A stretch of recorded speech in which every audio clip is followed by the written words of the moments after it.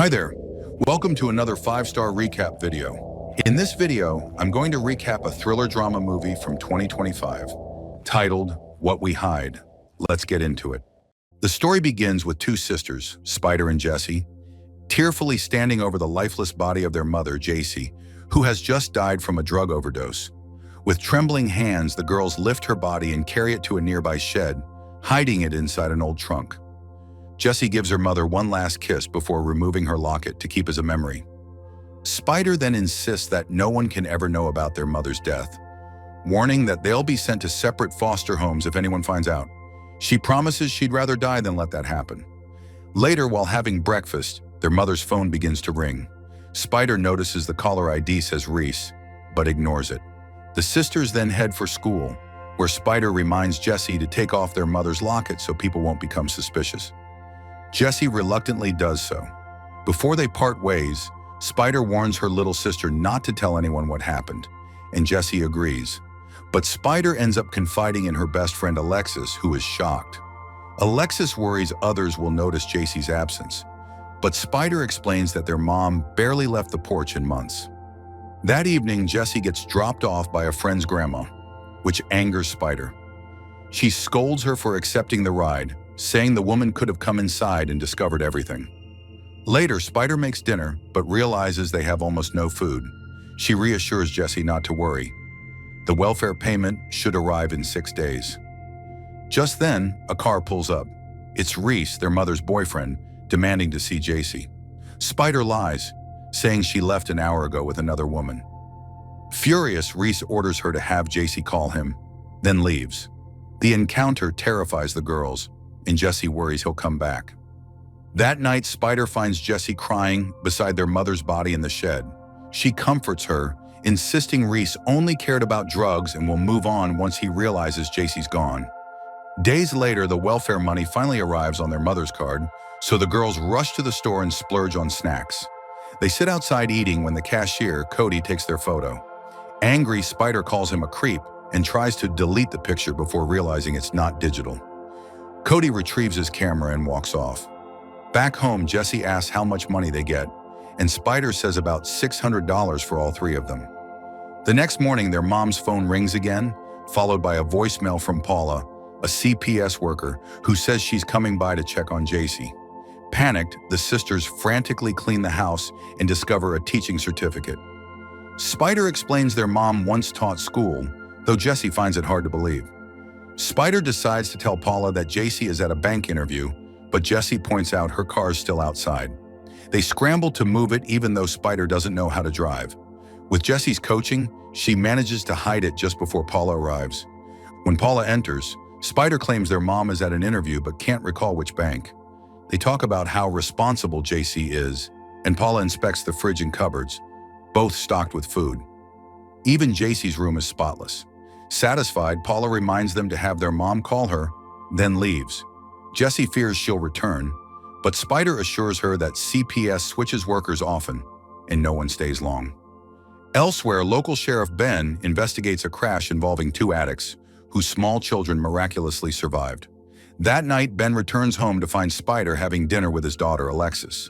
When Spider says she'll take the bus home, Ben refuses to let her go alone and drives her himself.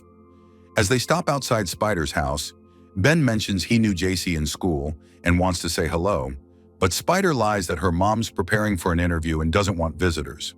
Once inside, Jessie scolds her for letting him drive her home, but Spider apologizes, something Jessie rarely hears from her.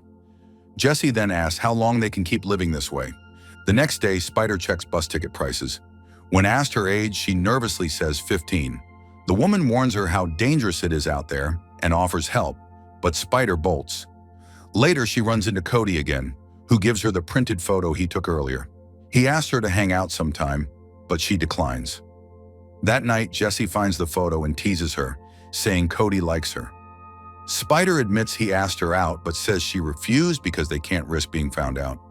Jessie insists she should have some fun for once. The next day, Spider accepts Cody's invite. They ride his motorcycle, stop by a motel to meet a man named Dennis, and deliver some photos. Then they head to the woods, where Cody teaches her how to take pictures. Meanwhile, Sheriff Ben visits Spider's house and notices it's locked tight. with JC's car still there.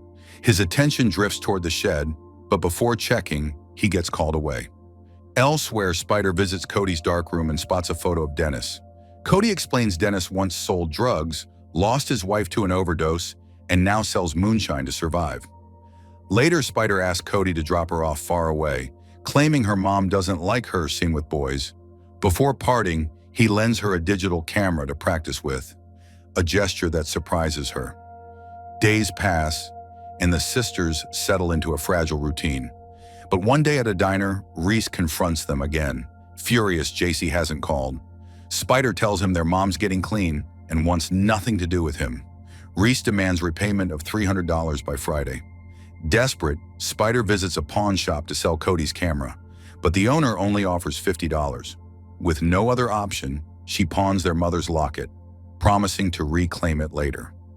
That night, Spider visits Reese's trailer, gives him the money, and begs him to leave them alone. He refuses, making disgusting advances until she escapes, shaken and sobbing. She runs to the shed, kicks the trunk in rage, and screams at her mother for ruining their lives. The next day, Spider researches how to adopt Jessie and learns she must be 18 and financially stable. That evening, Jessie asks about the missing locket, and Spider lies that it will turn up. Soon they get a voicemail from Ben inviting JC and the girls to dinner, which terrifies them. The next morning, Spider seeks Dennis and begs for a fake ID proving she's 18. He agrees but asks for payment. Seeing her distress, he gently asks why she needs it so badly. Later, Spider confides in Alexis about her plan to move away with Jessie once the fake ID is ready. Alexis is heartbroken but supportive. When the welfare money comes, Spider goes to the pawn shop only to learn the camera was sold. She buys another one, leaving the locket behind. Afterwards, she visits Cody to return the replacement camera, but he insists she keep it and invites her to hang out again. She hesitates, then agrees, and they spend the afternoon taking photos in the woods. The next morning, Jessie, who has asthma, reminds Spider that her inhaler is almost empty. Spider promises to refill it after school, but a knock at the door startles them. Paula again.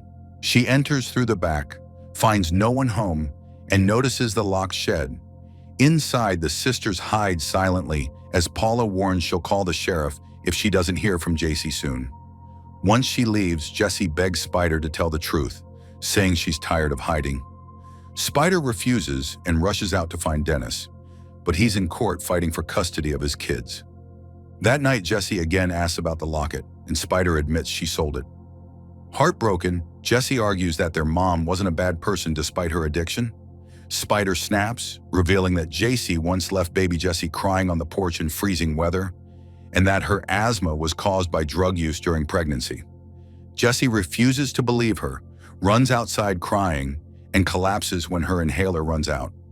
Spider finds her unconscious, panics, and calls 911 before driving her to the hospital herself. Doctors rush to treat Jessie, but won't give updates without a guardian. Sheriff Ben arrives soon after and tells Spider her sister will recover. She breaks down, blaming herself for forgetting the inhaler, but Ben reminds her she's just a sister, not their mom.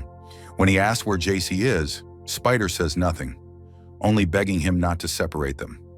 Jessie is later discharged, and the girls stay the night with Alexis's family. Ben tells his wife he couldn't find JC, and CPS says she's been avoiding them. His wife suggests letting the girls stay, but Ben explains there's a long wait list and they'll likely be split up. The next morning, Ben drives them to school, promising Spider he'll find their mother. After he leaves, Spider tells Alexis they're running away today. Alexis gives her money and hugs her goodbye. Spider then picks up the fake ID from Dennis and retrieves Jessie from school. Back home, she hurriedly packs, telling Jessie they must leave before CPS returns.